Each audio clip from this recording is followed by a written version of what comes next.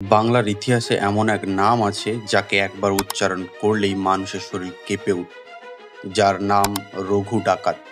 শুনতে হয়তো সাধারণ একটা ডাকাতের নাম, কিন্তু তার কাহিনী কোনো সাধারণ নয়। ভাবুন তো, একজন দরিদ্র সাধারণ মানুষ যাকে ঠেলে দেওয়া হয়েছিল অভাব আর অবহেলার অন্ধকারে। সেই মানুষটা একদিন পরিণত হলো ইংরেজ শাসক আর জমিদারদের সবচেয়ে বড় দুঃস্বপ্নের। কিন্তু আশ্চর্যের বিষয় কি জানেন?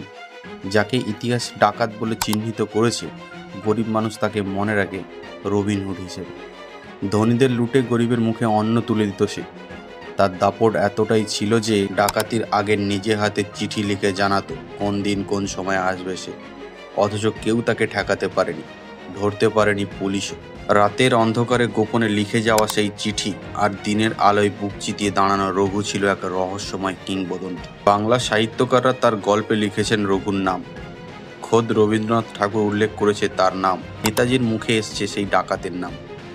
এমনকি কিংবদন্তি গায়ক কিশোর কুমারের সাথে ছিল তার রক্তের সম্পর্ক। আজ বাংলা চলচ্চিত্র জগতে তাকে নিয়ে তৈরি হচ্ছে সবচেয়ে বড় বাজেটের সিনেমা, যেখানে সুপারস্টার দেব অভিনয় করছে রঘুর চরিত্রে। কিন্তু প্রশ্ন আজ থেকে গেছে, কে ছিল আসল রঘু ডাকাত? সে কি সত্যি একজন ডাকাত, নাকি গরিব মানুষের কান্না মুছিয়ে দেওয়ার রবিনহুড? নমস্কার, আমি নির্মল। আজকে ভিডিওতে শুনে নেওয়া যাক বাংলার বিখ্যাত ডাকাত গরিবের রবিনহুডের গল্পটা। 1800 শতক, এই সময়টা ছিল টালমাটাল। পলাশির যুদ্ধর পর বাংলার স্বাধীনতা কার্যত শেষ হয়ে গেছিল।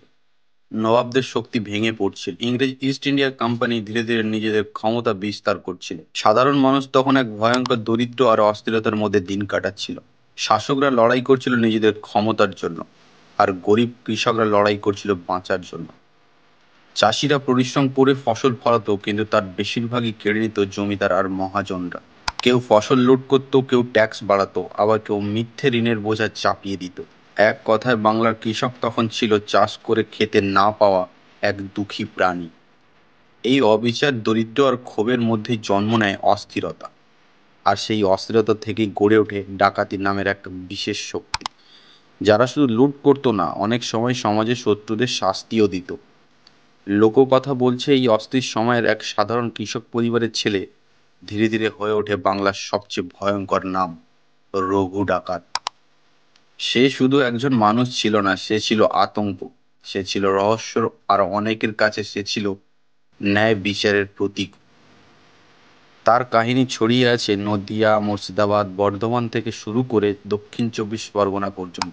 আজও গ্রামের বয়স্ক মানুষরা রাতে গল্প বলতে গিয়ে বলেন, সাবধান, রঘু আসতে পারে।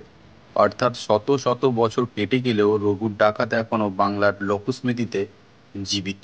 ইতিহাস বলছে রঘুর জন্ম হয়েছিল 18 শতকের কোনো এক গ্রামে। ঠিক কোন গ্রামে সে জন্মেছিল তা নিয়ে বিতর্ক আছে। কেউ বলে নদিয়া জেলার কোনো গ্রামে, কেউ বলে বর্ধমানের দিকে তার জন্ম।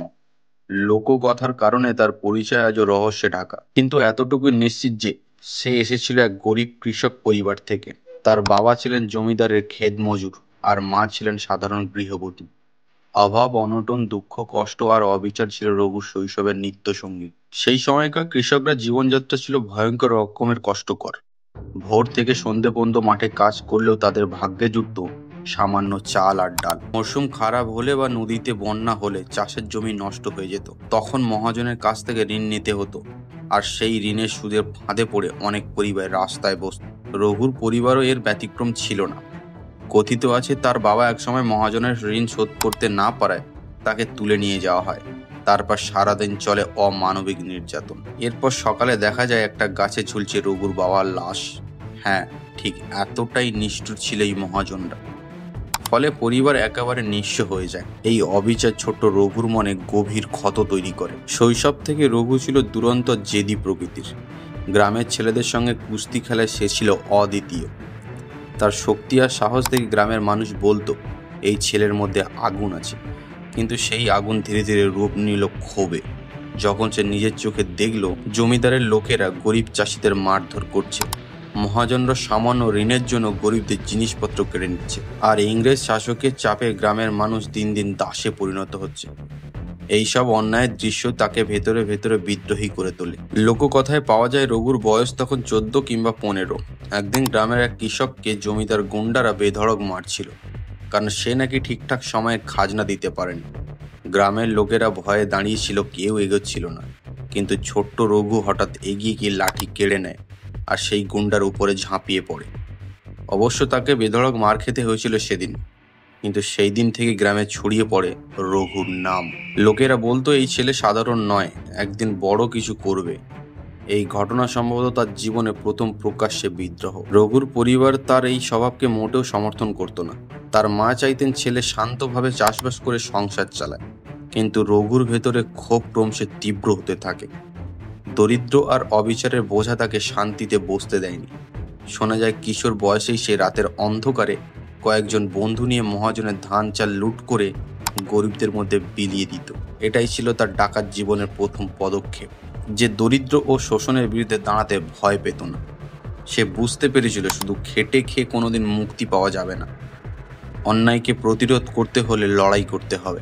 এই শৈশব ও কিশোর বয়সের অভিজ্ঞতাই তাকে তৈরি করে তোলে বাংলার ভয়ঙ্কর রঘু ডাকাত হিসেবে। কিন্তু ঠিক কিভাবে সে রঘু ডাকাত হয়ে ওঠে, তার প্রাথমিক অভিযান কী ছিল, আর কিভাবে সে গ্রাম বাংলা মানুষের মনে ভয়ের প্রতীক হয়ে দাঁড়ালো, এখন সেটাই জানাবো আপনাদেরকে ভিডিও দ্বিতীয় অধ্যায়। শৈশবের দরিদ্র আর অবিচারের বিরুদ্ধে লড়াই করতে গিয়ে রঘু বুঝে গিয়েছিল আইনের পথে ন্যায় পাওয়া সম্ভব নয়। জমিদার, মহাজন আর ইংরেজ তিন দিক থেকে গরিবদের শোষণ করছিল, তাই একমাত্র প্রতিরোধের পথ ছিল শক্তি। এই শক্তিকে সে রূপ দিল ডাকাতি নামের এক নতুন অস্ত্রে। কিশোর বয়সেই রঘু কিছু দুরন্ত যুবককে নিজের পাশে জড়ো করে।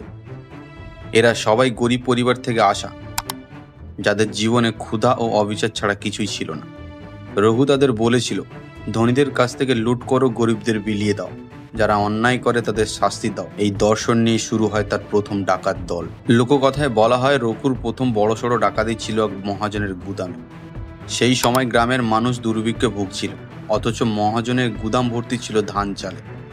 রাতের অন্ধকারে রঘু ও তার দলবল সেই গুদাম আক্রমণ করে, অনেক চাল শস্য লুট করে গ্রাম দরিদ্র পরিবারগুলোর মধ্যে বিলিয়ে দেয়। ভোরে গ্রামের মানুষ দেখলো যারা গতকাল না খেয়েছিল আজ তাদের ঘরে চালের হাঁড়ি বসেছে। শুধু মহাজন নয়, রঘু আক্রমণের শিকার হচ্ছিল বহু জমিদারও। তখনকার জমিদাররা অনেকেই প্রজাদের উপর অকথ্য অত্যাচার চালাতো। খাজনা দিতে না পারলে ঘর বাড়ি জ্বালিয়ে দেওয়া হতো। রঘু এদের শাস্তি দিতে শুরু করলো। কথিত আছে একবার জমিদার গ্রামের এক বিয়ে ভেঙে দিয়েছিল, কারণ পরিবার খাজনা দিতে পারেনি। রঘু সেই জমিদারের বাড়িতে ঢুকে সমস্ত স্বর্ণালঙ্কার লুট করে কন্যা পক্ষকে ফিরিয়ে দেয়। এমন ঘটনার পর মানুষ বলতো রঘু ডাকাত যেমন ভয়ঙ্কর তেমন ন্যায় পরায়ণও। রঘুর ডাকাতি ক্রমশে বেড়ে চলল। রাত নামলেই গ্রামের মানুষ ভয়ে দরজা জানালা বন্ধ করে দিত। রঘু আসবে, এই কথাটাই ছিল যথেষ্ট আতঙ্ক ছড়ানোর জন্য। লোকেরা গল্প করত রঘু নাকি ঘোড়ায় চেপে বজ্রের মতো এসে হাজির হতো, তার চোখ নাকি অন্ধকারে লাল হয়ে জ্বলজ্বল করত। কেউ আবার বলতো রঘু নাকি তন্ত্র মন্ত্র জানত, তাই পুলিশ ও সৈন্যরা তাকে ধরতে পারত না। প্রথমে গ্রাম বাংলার এই ডাকাতির খবর ইংরেজ প্রশাসন খুব একটা গুরুত্ব দেয়নি, তাদের কাছে এটা ছিল গ্রামীণ ঝামেলা। কিন্তু যখন দেখা গেল জমিদার আর মহাজনরা একের পর এক ক্ষতিগ্রস্ত হচ্ছে, তখন প্রশাসনের মাথা ব্যথা শুরু হলো। ইংরেজরা বুঝলো এ শুধু সাধারণ ডাকাতি নয়, এ যেন এক ধরনের সামাজিক বিদ্রোহ। রঘুর নাম প্রথম সরকারি নথিতে উঠল মোস্ট ওয়ান্টেড অপরাধী হিসেবে। রাতে দূরে কোথাও কুকুরের ডাক শোনা গেলেই গ্রাম জড়িয়ে গুজব ছড়িয়ে পড়তো রঘু আসছে। মহিলারা ছেলে মেয়েদের ঘরে নিয়ে গিয়ে দরজা জানলা আটকে দিত। পুরুষরা হাতে লাঠি নিয়ে বসতো, কিন্তু ভেতরে ভেতরে সবাই জানতো রঘু এলে তার সঙ্গে পেরে ওঠা সম্ভব নয়। অনেক সময় রঘুর নাম ব্যবহার করেই চোর ছাঁচড়রা মানুষকে ভয় দেখাতো। এমনকি মায়েরা বাচ্চাদের ঘুম পাড়াতে বলতো চুপ কর, না হলে রঘু ডাকাত এসে নিয়ে যাবে। রঘুকে ঘিরে অনেক অলৌকিক কাহিনী তৈরি হয়েছিল। কেউ বলতো তার চোখ নাকি অন্ধকারে জল করত, কেউ বলতো সে বজ্রের মতো দ্রুত ঘোড়া ছুটিয়ে নিয়ে যেত, তাই কেউ তাকে ধরতে পারতো না। আরও বলা হতো রঘু নাকি তন্ত্রমন্ত্র জানত, সে চাইলে মুহূর্তের মধ্যে অদৃশ্য হয়ে যেতে পারত। যদিও এসব লোককথা, তবে এগুলো রঘুর চারপাশের রহস্যকে আরো গভীর করে তুলেছিল। অন্যদিকে জমিদার আর মহাজনের কাছে রঘু ছিল দুঃস্বপ্নের নাম। এক রাতেই তাদের ধন সম্পদ উধাও হয়ে যেত। রঘুর দল এতটাই শক্তিশালী হয়ে উঠেছিল যে অনেক জমিদার রাতে নিজেদের প্রাসাদ ফাঁকা করে পালিয়ে যেত। কিছু জমিদার এমনকি রঘুকে চাঁদা দেওয়া শুরু করেছিল যাতে তাদের আক্রমণ না করা হয়। এই অবস্থায় রঘু শুধু ডাকাত নয়, এক রাজনৈতিক শক্তিতেও পরিণত হয়েছিল। প্রত্যেক সফল অভিযানের পর রঘুর নাম ছড়িয়ে পড়ত। কেউ তাকে বলতো দস্যু, কেউ বলতো মুক্তিদাতা। যখনই কোনো গরিব মানুষ জমিদারের হাতে অত্যাচারিত হতো, তখন গ্রামের লোক মনে মনে বলতো যদি রঘু এখানে থাকতো সে ছিল সাধারণ মানুষ, অথচ জমিদারের কাছে আতঙ্কের প্রতীক। ইংরেজদের চোখে রঘু ডাকাত ছিল এক দুঃস্বপ্ন। ফলে ডাকাত দমন করতে ইংরেজ শাসকরা প্রতিটি থানায় নতুন দপ্তর খোলে, গুপ্তচর নিয়োগ করা হয়, জারি করা হয় রেড অ্যালার্ট। প্রতিটি থানায় ঘোষণা করে দেওয়া হয়, যে রঘুকে ধরতে পারবে তাকে দেওয়া হবে মোটা অঙ্কের পুরস্কার। এই সময় নৈহাটি থানার দারোগাবাবু দুর্গাচরণ চক্রবর্তী বুক ঠুকে ঘোষণা করেন, রঘুকে আমিই ধরব, আমি ফাঁসির দড়িতে ঝুলিয়ে ছাড়ব। কিছুদিন পরেই দারোগার হাতে পৌঁছায় একটি চিঠি। তাতে লেখা, দারোগাবাবু, আপনার সঙ্গে দেখা করতে আসছি, ইতি রঘু ঘোষ। এই কথায় গোটা বাংলার পুলিশ শিউরে ওঠে। কেউ ভাবতেই পারেনি যাকে ধরার জন্য এত চেষ্টা চলছে সেই কিনা দারোগাকে প্রকাশ্যে চ্যালেঞ্জ ছুড়ে দিয়েছে। নৈহাটি থানা প্রস্তুত নেওয়া হয়, চারপাশে জোরদার পাহারা, অস্ত্রশস্ত্র পুলিশ মোতায়েন করা হয়। সকাল থেকে দুপুর, দুপুর গড়িয়ে বিকেল, কিন্তু রঘু আর এলো না। সবাই ভাবলো রঘু ভয় পেয়েছে। ঠিক সন্ধ্যের দিকে থানায় হাজির হয় এক লম্বা চওড়া অচেনা মানুষ, সঙ্গে জমিদারের লোক, হাতে দুটো বড় বড় সাইজের রুই মাছ, আর তার সঙ্গে একটি চিঠি। তাতে লেখা, দারোগাবাবু, পুকুর থেকে মাছ ধরেছি, তার থেকে দুটি মাছ আপনার জন্য। দারোগা মহাশয় আনন্দে আত্মহারা, 2 টাকা বকশিস দিয়ে বিদায় করলেন তাকে। কিন্তু কয়েকদিন পর আবার এলো একটি চিঠি। দারোগাবাবু, বলেছিলাম না আপনার সঙ্গে দেখা করে আসবো? সেদিন দেখা করতে গিয়েছিলাম আপনার সঙ্গে। তারপর বলুন মাছ কেমন খেলেন? আর আমিই ছিলাম সেই অচেনা মানুষ, রঘু ডাকাত। রঘুর এই বুদ্ধি গোটা পুলিশ বাহিনীকে স্তম্ভিত করে দেয়। দিনের বেলায় রঘু ডাকাত ও তার সঙ্গীরা সাধারণ ক্ষেত মজুরের ছদ্মবেশে গ্রামে মিশে থাকত। সারাদিন চাষবাসের কাজকর্ম শেষ করেই রাত নামলেই তাদের আসল পরিচয় প্রকাশ পেত। তারা বেরিয়ে পড়তো ডাকাতি করতে। তবে ডাকাতি করতে যাওয়ার আগে রঘু ও তার দল নিয়ম করে কালী পুজো করত। দেবী কালী ও রঘুর সম্পর্ক যেন মা ছেলের মতোই ঘনিষ্ঠ ছিল। কিন্তু এক ডাকাতের সঙ্গে দেবীর এমন অদ্ভুত টান তৈরি হলো কিভাবে? সেই কাহিনী জানতে গেলে আমাদেরকে ঢুকে পড়তে হবে ভিডিওর 3য় অধ্যায়। পুলিশের তাড়া খেয়ে একসময় রঘু ও বুধু ডাকাত আশ্রয় নেয় দেবীপুরের ঘন জঙ্গলে। লোকশ্রুতি অনুযায়ী সেখানে একদিন ঘুমের মধ্যে মা কালীর স্বপ্নাদেশ পান রঘু। স্বপ্নে মা কালী তাকে নির্দেশ দেন জঙ্গলের গভীরে থাকা একটি পুকুর থেকে অখণ্ড কালী মূর্তি উদ্ধার করতে। স্বপ্নাদেশ অনুযায়ী সেই মূর্তি খুঁজে পান রঘু ডাকাত, আর তারপরে দেবীপুরের জঙ্গলে প্রতিষ্ঠিত হয় সিদ্ধেশ্বরী কালী মন্দির, যা পরবর্তীকালে ডাকাত কালী মন্দির নামে পরিচিত হয়।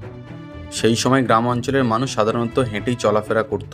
যদি কোনো অত্যাচারী জমিদার বা যোদ্ধা ভুল করে দেবীপুর কিংবা আশেপাশের জঙ্গলে প্রবেশ করত, তবে রঘুর দলবল তাদের ধরে নিয়ে আসতো মন্দিরে, আর অমাবস্যা বা পূর্ণিমা রাতে নরবলি দিত তারা। কথিত আছে রঘু আর বুধু ডাকাত মাকে খুশি করার জন্য ভোগে দিত ল্যাঠা মাছ পড়া। সেই রীতি আজও বজায় আছে সিদ্ধেশ্বরী কালী পুজো। তবে এবার যে ঘটনাটা বলবো তা আপনাদের কাছে অবিশ্বাস্য মনে হতে পারে। একবার রঘু ডাকাত নাকি খোদ মা কালীর সাধক রামপ্রসাদ সেনকেই মায়ের সামনে বলি দিতে গিয়েছিলেন। রামপ্রসাদ ত্রিবেণী ঘাটের উদ্দেশ্যে যাচ্ছিলেন। তার এক ঘনিষ্ঠ বন্ধু মৃত্যুশয্যায় ছিলেন, তাই শেষবারের মতো দর্শন করতে এই যাত্রা। দেবীপুরের জঙ্গল অতিক্রম করার সময় ডাকাত আর বাঘের ভয় থাকলেও দ্রুত পৌঁছানোর জন্য রামপ্রসাদ এই বিপজ্জনক পথ বেছে নেয়। কিন্তু গভীর অন্ধকারে হঠাৎই রঘুর দলের হাতে ধরা পড়ে যায় তিনি। সেদিন অমাবস্যা, বলি দেওয়ার মতো কাউকে না পেয়ে রঘু সিদ্ধান্ত নেয় রামপ্রসাদকে উৎসর্গ করা হবে মা কালীর সামনে। রামপ্রসাদ হাত জোড় করে মিনতি করে। তিনি এক দরিদ্র ব্রাহ্মণ, তার এক কাছের বন্ধু মৃত্যুশয্যায়, শেষবারের জন্য অন্তত তাকে একবার দেখা করার সুযোগ দেওয়া হোক। কিন্তু ডাকাতের হৃদয় গলেনি। জোর করেই তাকে বসানো হয় হাড়ি কাটে। চোখ ভিজে ওঠে রামপ্রসাদের। তবে মৃত্যুর ভয় নয়, প্রিয় বন্ধুর সঙ্গে শেষ সাক্ষাৎ আর হলো না, এই জোর। তাই হাড়ি কাটে মাথা রেখে ভক্তির সুরে গান ধরলেন তিনি। সেই গানের করুণ সুরে মুহূর্তের মধ্যে স্তব্ধ হয়ে গেল চারিদিক। আচমকাই এক অলৌকিক দৃশ্য দেখতে পায় রঘু।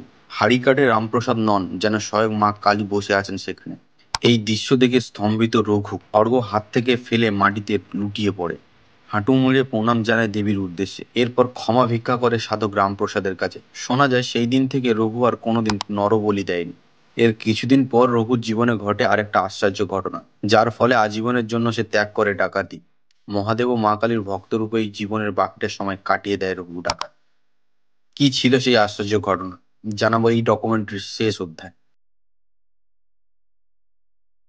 বিভিন্ন নথি ও লোককথায় জানা যায় বর্ধমান থেকে ডাকাতি সেরে কলকাতায় ফেরার পথে এক জলজমির মধ্যে হঠাৎ দুটো অদ্ভুত দর্শনীয় পাথর খুঁজে পান রঘু ডাকাত। প্রথমে মনে হয়েছিল এ কেবল সাধারণ পাথর, তাই সামান্য সন্দেহ জাগলেও সেগুলোকে ফেলে রেখে ফিরে আসে কলকাতায়। কিন্তু সেই দিন রাত থেকে প্রবল জ্বরে কাবু হয়ে পড়ে রঘু সর্দার। সেই ঘরের মধ্যে রঘু আবার স্বপ্নাদেশ পায়। স্বপ্নে মা কালী জানান সেই দুটি পাথর আসলে মহাদেব ও দেবী কালীর পবিত্র বিগ্রহ, আর কেবলমাত্র সেগুলো উদ্ধার করে পুজো প্রতিষ্ঠা করলে এবং ডাকাতির চিরতরে ত্যাগের শপথ নিলেই মুক্তি মিলবে এই ভয়াবহ জ্বর থেকে। নিজের সর্দারকে বাঁচাতে মরিয়া হয়ে ওঠে রঘুর দলবল। দলে বলে তারা আবার ফিরে যায় জলাজমিতে। সেখান থেকে উদ্ধার করা সেই আশ্চর্য পাথর দুটি। এরপর শ্মশানমনে নিয়ে আসা হয় কলকাতায় কাশীপুরের কালীবাড়িতে, আর সেখানে দেবতা হিসেবে প্রতিষ্ঠা করা হয় পাথরটিকে। মন্দিরে পুজো অর্চনা শেষে রঘু ও তার দলবল শপথ নেয় আজ থেকে আর কখনো ডাকাতির পথে পা বাড়াবে না। আর আশ্চর্যের ব্যাপার, শপথ নেওয়ার পরই রঘুর জ্বর যেন মুহূর্তে কমে আসে। ধীরে ধীরে পুরোপুরি সুস্থ হয়ে ওঠে সে। এই ঘটনার পর সত্যি শেষ হয় বাংলার বিখ্যাত ডাকাত রঘু ডাকাতের অধ্যায়। বাকি জীবনটা কেটেছিল কেবল মা কালী ও মহাদেবের ভক্তি ও সেবায়। ইংরেজ শাসক কিংবা পুলিশ কেউ কোনোদিন শেষ পর্যন্ত রঘুর নাগালটুকুও পায়নি। তার জীবনে অন্তিম অধ্যায় রয়ে গেছে রহস্যে। তবে বাংলার মানুষের কাছে রঘু ডাকাত আজও এক রবিনহুড, বিপ্লবীর প্রতিচ্ছবি। আপনারা কি মনে করেন রঘু ডাকাত কি সত্যি গরিবের রবিনহুড ছিল? দেবের রঘু ডাকাত সিনেমা আসছে, কে কে দেখতে যাচ্ছেন কমেন্টে জানাতে ভুলবেন। আমার ভিডিও আমি এখানেই শেষ করছি। দেখা হচ্ছে পরবর্তী ভিডিওতে। ততক্ষণ সবাই ভালো থাকবেন, সুস্থ থাকবেন। জয় মা কালী।